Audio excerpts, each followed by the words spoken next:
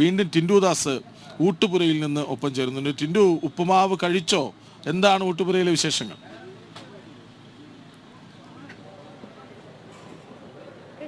എനിക്ക് പറ്റിയ ഒരു മിസ്റ്റേക്കാണ് സംഭവം. ഇത് ഉപ്പുമാവല്ല, പുട്ടും കടലക്കറിയാണ്. കാരണം ഇവർ പൊടിച്ച് കഴിക്കുന്നതുകൊണ്ട് എനിക്കത് പറയാൻ പറ്റില്ല. എന്തായാലും പുട്ടും കടലക്കറിയാണ്.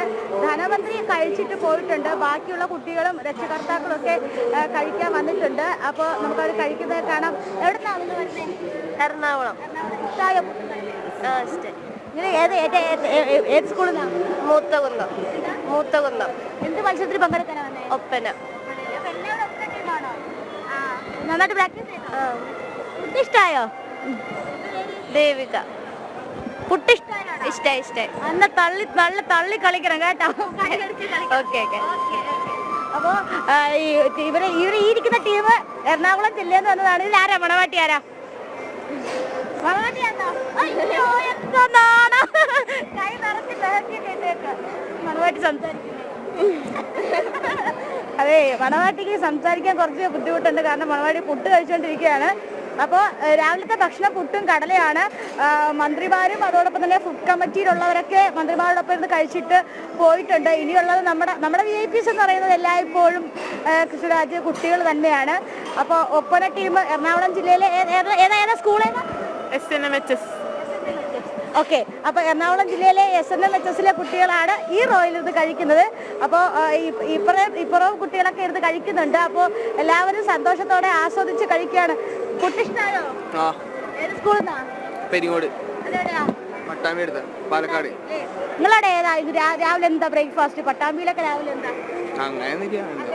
പുട്ടും കടലയൊക്കെ തന്നെയാണ്. ഇങ്ങനത്തെ ഒരു ഫുഡ് കഴിച്ചിട്ട് ഞാൻ ആദ്യം വിചാരിച്ചത് ഉപ്പുമാവാണ്. നിങ്ങളെന്താ വിചാരിച്ചത് കേട്ടപ്പോ? പുട്ടാന്ന് മനസ്സിലായി. എന്ത് മത്സരത്തിൽ മത്സരത്തിൽ?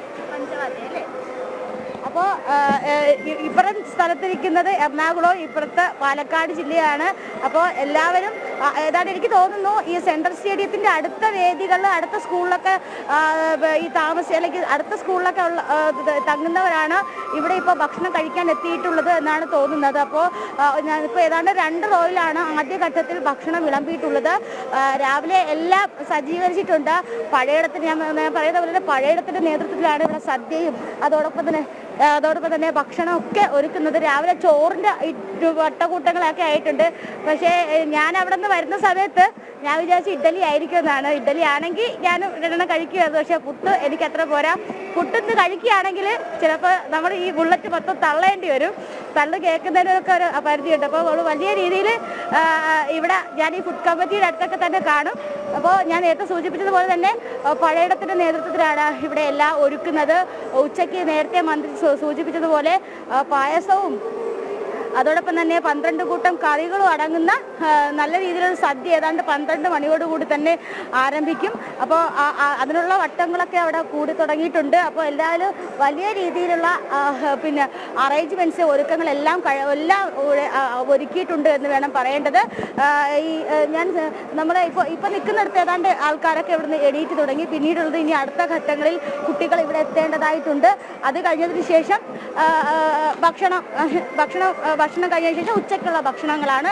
ഉച്ചയ്ക്കുള്ള ഭക്ഷണവും ഏതാണ്ട് അവിടെ ഒരുങ്ങി തുടങ്ങുന്നുണ്ട്. നമുക്കിന്ന് കുറച്ച് കുട്ടികളെയും കൂടെ അഭിപ്രായങ്ങൾ കേൾക്കാം. അവരൊക്കെ എങ്ങനെയാണ് ഈ കാര്യങ്ങളൊക്കെ നടത്തുന്നതെന്ന്.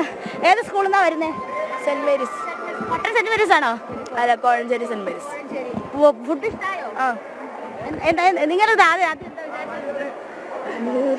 ഉപ്പുമാവ്. കൃഷ്ണരാജ്, എനിക്ക് തെറ്റിയിട്ടില്ല. അവർ ഉപ്പുമാവാണെന്നാണ് വിചാരിച്ചത്. Skit, English skit.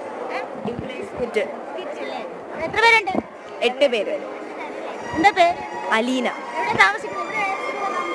കോഴഞ്ചേരി. ഇവിടെ ഏത് സ്കൂളിലാണ് താമസിക്കുന്നത്? ഇന്ന് രാവിലെ വന്നതേ ഉള്ളൂ. രാവിലെ വന്നിട്ട് ഫുഡ് കഴിച്ചിട്ട് അതെ. അന്ന ഉണ്ടെങ്കിൽ മാത്രമേ മുന്നോട്ട് പോകാൻ പറ്റുള്ളൂ. എന്താ പേര്? അലീന. അപ്പോൾ ഇന്ന് രാവിലെ അവർ കോഴഞ്ചേരിയിൽ നിന്ന് തിരുവനന്തപുരത്ത് വന്നതേ ഉള്ളൂ. തിരുവനന്തപുരത്ത് വന്നിറങ്ങിയോടെ ഊട്ടുപുരയിലോട്ട് വന്നിട്ടുണ്ട്. ഭക്ഷണം കഴിച്ചിട്ട് ഇനി ഇംഗ്ലീഷ് സ്കിറ്റിലോട്ട് പോകുന്നുള്ളൂ. അപ്പോൾ കുറേ മിടുക്കന്മാരും നമ്മളെ കൂടെ ഉണ്ട്. ഊട്ടുപുരയിൽ നിന്ന് ഞാനും ഉണ്ട്. കൃഷ്ണരാജ്. യെസ്, അത് തന്നെയാണ് ടിൻഡുദാസ് പറഞ്ഞിരിക്കുന്നത്.